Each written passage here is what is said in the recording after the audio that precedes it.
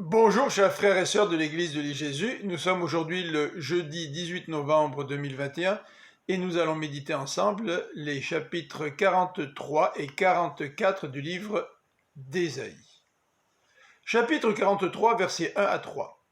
Une nouvelle ère va commencer. L'Éternel qui a créé le peuple d'Israël veut le rassurer. Ne sois pas effrayé, verset 1, et sois sans crainte, au verset 5. Car, selon les propos d'Ésaïe, l'Éternel n'abandonnera pas son peuple.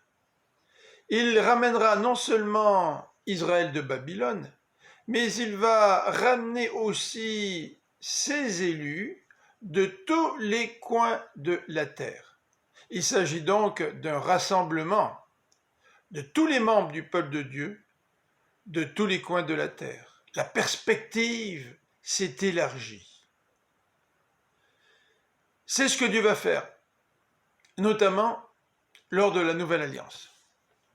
Dans les versets 8 à 13, l'Éternel va accomplir le salut pour un peuple qui ne le mérite pas. Car ce dernier est sourd, ce dernier est aveugle.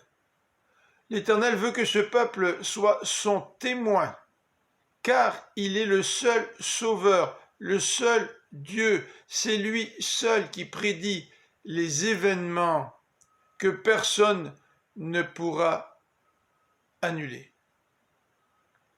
Dans les versets 14 à 21, l'Éternel va créer une nouvelle chose. Verset 19.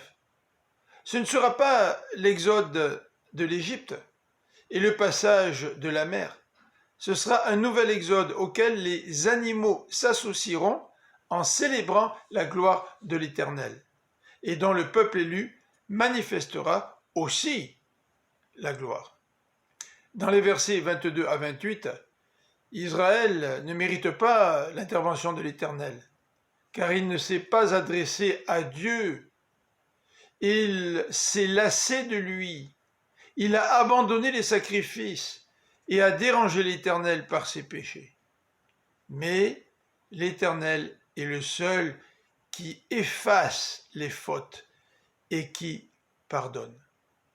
Au chapitre 44 d'Ésaïe, l'Éternel se distingue des idoles. Dans les versets 1 à 5, l'Éternel va répandre son esprit et les membres de son peuple confesseront qu'ils appartiennent à Dieu. Versets 6 à 8, l'Éternel se présente comme le premier et le dernier. En dehors de lui, il n'y a pas de Dieu. Personne n'est semblable à lui. Lui seul annonce d'avance ce qui arrivera. Il est le seul rocher. Dans les versets 9 à 20, Ésaïe traite de la fabrication des idoles qui ne sont que néant. Et dans les versets 21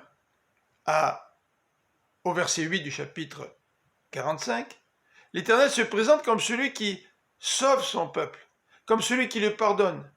Il l'a formé, c'est lui le maître de l'histoire qui annonce à l'avance la réalisation d'événements.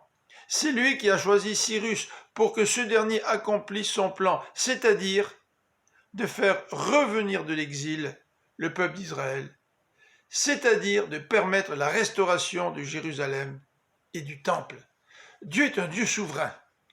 Et ce qu'il dit concernant les événements à venir et le retour de Jésus-Christ s'accomplira. Je vous souhaite une bonne fin de journée. À demain.